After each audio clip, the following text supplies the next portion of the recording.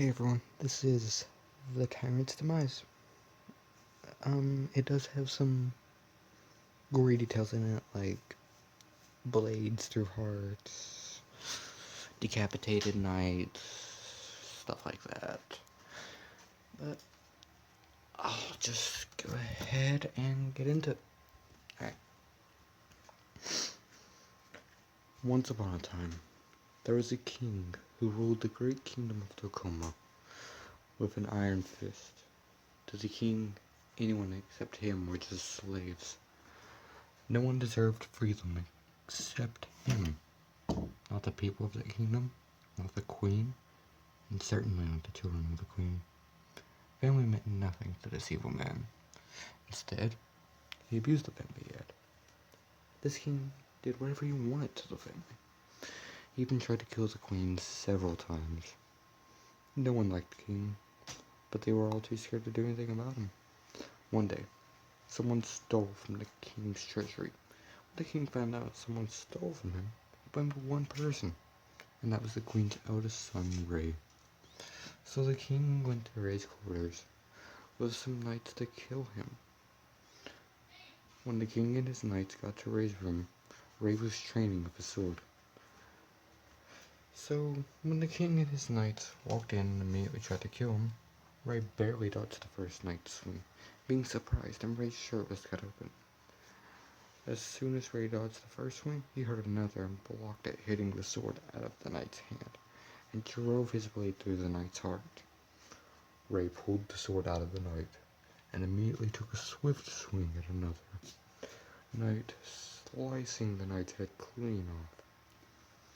As Ray was getting ready to swing at the next knight, he felt one of the last two knights drive his blade through Ray's heart.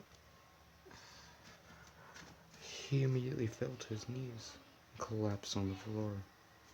As Ray was laying there on the floor, dead, the king walked over to him. As the king stood over Ray, he said, "That's what you get for stealing from me." The king walked out and headed back to his throne while the knights cleaned up the blood and disposed of Ray's body. When Ray's siblings got word of their brother's death, they were devastated. Ray's brother Lee searched for a way to bring Ray back, and he heard of a stone that could bring people back to life, called the King's Heart. When Lee heard of this, he sent for Clay, one of the knights and Ray's closest and best friend. Clay was one of the only knights who didn't attack Ray that night. When Clay got to Lee's room, Lee told him of a legendary stone called the King's Heart. After Lee told him of the stone to bring his closest and best friend back, he set off in search of a map to the stone. Clay was different than the other knights.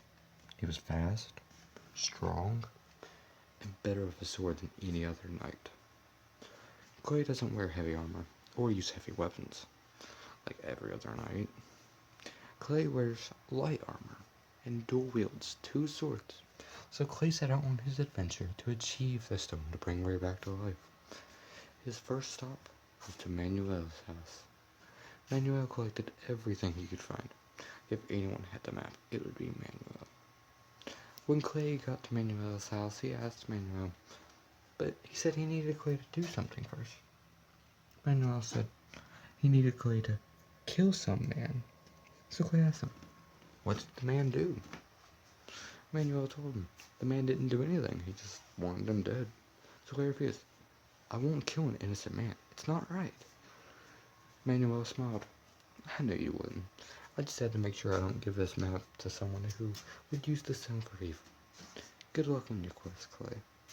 I hope you get this stone." "Thank you, Manuel. I appreciate your help." So Clay took the map and set off on his way to the stone. The map led to the mountain of Uroka, the tallest mountain in all of Tacoma. As Clay went up the mountain, he found a baby dragon, one of the fiercest beasts in the land. But when Clay took his sword out, he saw something in the cowering dragon's eyes. It was tears. The baby dragon was crying. Clay looked towards the cave behind the dragon. Clay saw the baby dragon's mom. dead. This was Clay's chance to become a legend for killing a dragon. But he couldn't kill a helpless creature. He put his swords up. Clay picked up the baby dragon. I'll take care of you. So Clay set out with the dragon to go higher up the mountain. As Clay was going, he felt like someone was watching him, and he heard an angelic voice in the wind.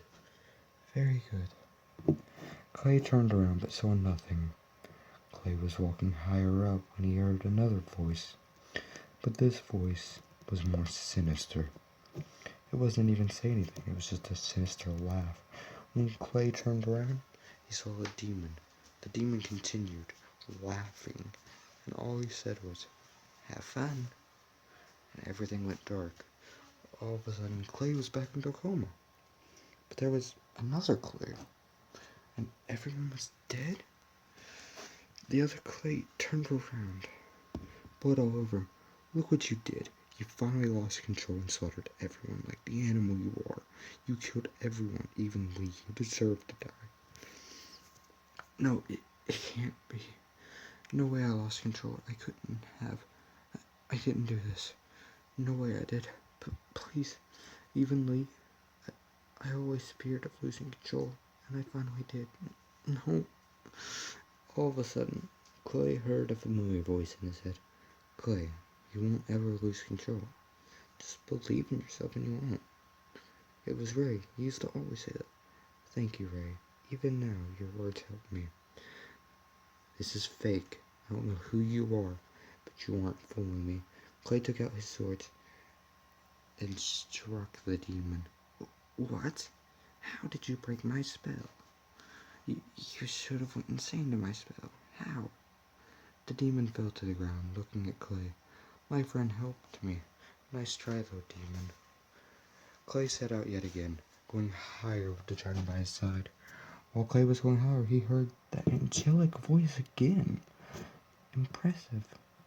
Clay turned around, but again, nothing. Clay was finally at the top of the mountain where the stone rests.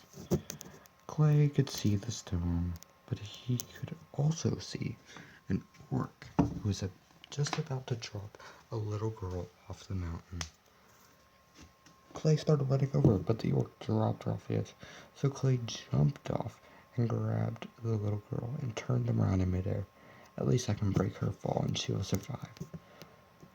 Just when they were about to hit the ground, the little girl said, "You passed." In that angelic voice and wings grew. She flew them back up to the top and said, "I am Lee. I'm an angel and you passed all 3 trials." "What trials? I haven't gone through any trials." "You have. You just didn't know you did. Taking care of the dragon proved you weren't greedy." As she said this, the dragon did a little flip in the air. "Overpowering the demon meant you overcame your darkest fear. Proving that you're brave and proving that you can overcome any fear. Sacrificing yourself to save me proved you're selfless and good-hearted. You are worthy of using the power of the stone. Thank you, Lee." "I will use the stone for good," said Clay. "I know you will, Clay. The trials proved you will. Just take the stone and cup it to your heart and say the name of who you want to bring back while thinking of them." So Clay grabbed the king's heart and held it to his heart while thinking of Ray and said his name. After Clay did that, the stone flew out of his hands in front of him, and his friend started to materialize in front of him. Not even a minute later, Ray fully materialized in front of Clay and collapsed to the ground unconscious. Clay got worried. "What happened, Lee?" "Now he takes his test. If he passes, he will regain consciousness and be more powerful than ever. If he doesn't, be ready for a fight. Welcome to our world, Ray. Welcome to our world, Ray. We will both give you a choice, and you choose. Are you ready?" "Wait, who are you two? You're just dark figures," said Ray. "That is none of your concern," the second voice says. "Fine, then I'm ready." "Good," the first voice says. "I offer you back to life and live with your loved ones, But the king continues to rule, the first voice says. Well, I offer you back and get revenge, killing the king, but sacrifice your loved ones. Choose one, the voices said in unison. No, I refuse to choose one of those choices. I choose choice 3. I go and kill the king, but not out of revenge. Instead, I would do it for the scared people of Tacoma he has hurt. I will live with my loved ones, and all of them will survive.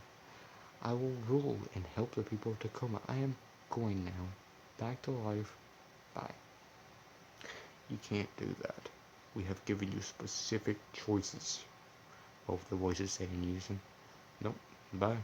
And Ray turns around and walks towards the exit as it opens for him. Ray regains consciousness and immediately saw Clay. Clay immediately noticed Ray's eyes. Ray, one of your eyes is blue, but one's red. What's that about? Huh? I don't know. Maybe something about the king's heart or what? In Lee's mind. Lee, he's the one. He has the power to go against the divines. He opened the celestial gate himself. He made his own choice, where he gets the power of both of us. Lee just smiled. Congratulations, Ray, you passed.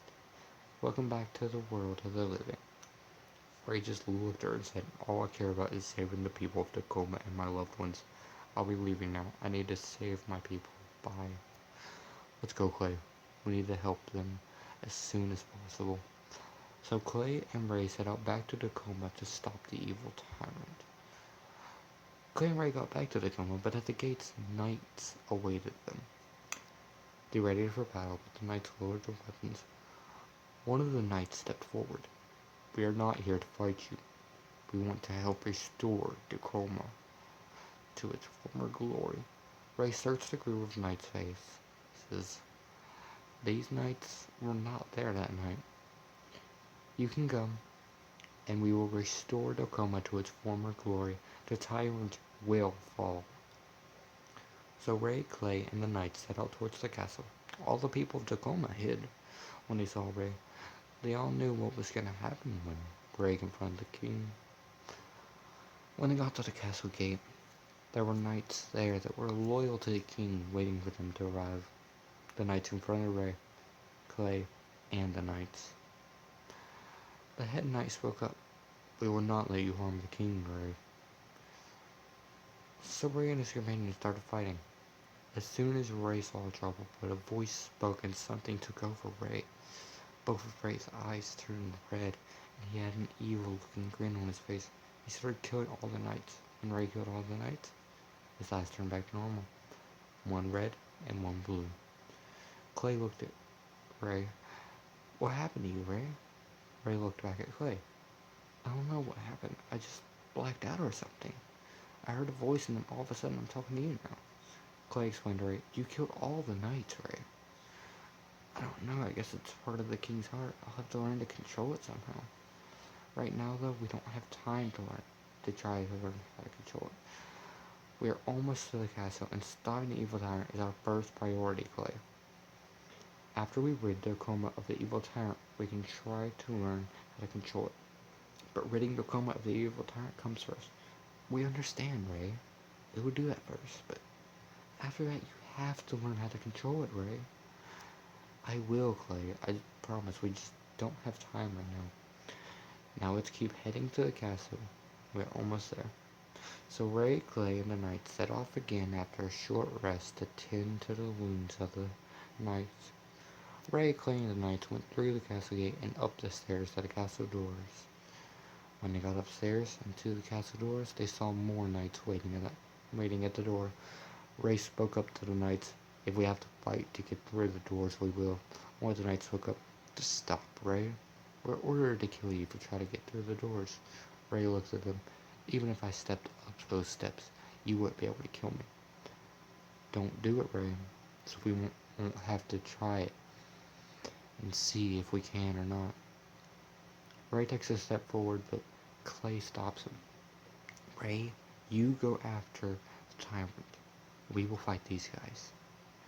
So Clay and the knights fought the knights guarding the door, while Ray went in the castle.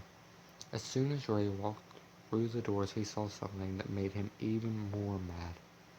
Right in front of Ray were some of the king's guards holding Ray's brother Lee hostage.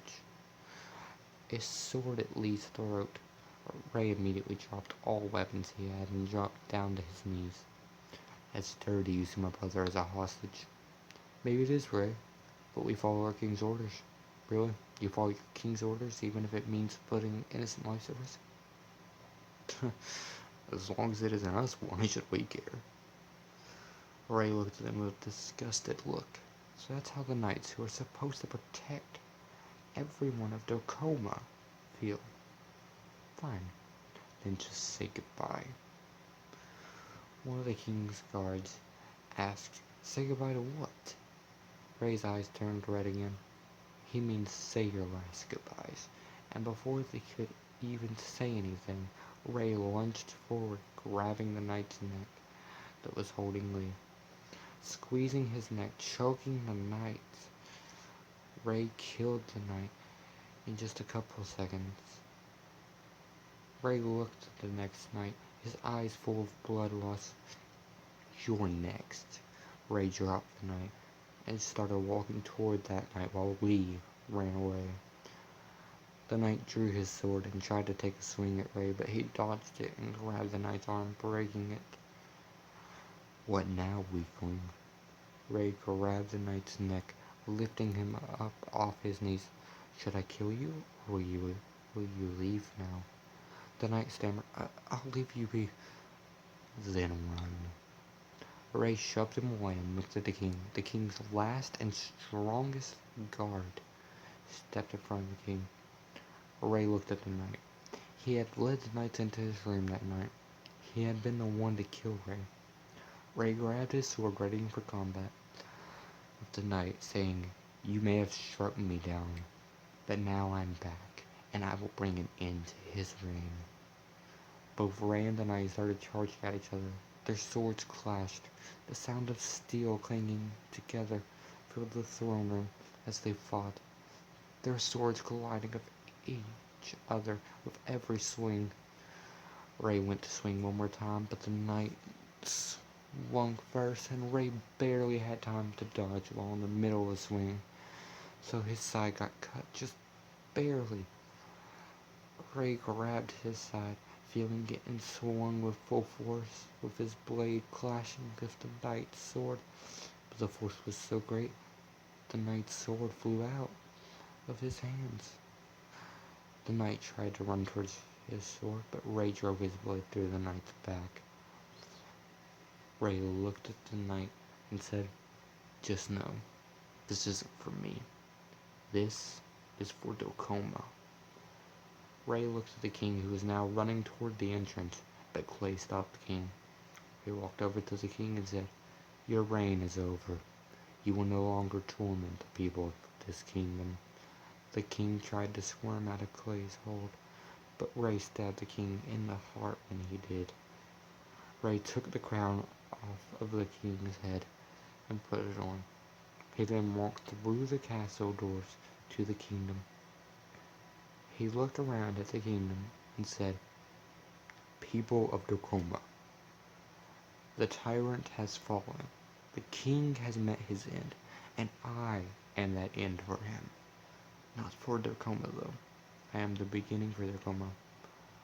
We all are together. We will restore Dokoma to its former glory. For our children, their children, for us, for Dokoma. And that is the tyrant's demise. Hope you enjoyed it, and if you did, then leave a like. And thank you for listening.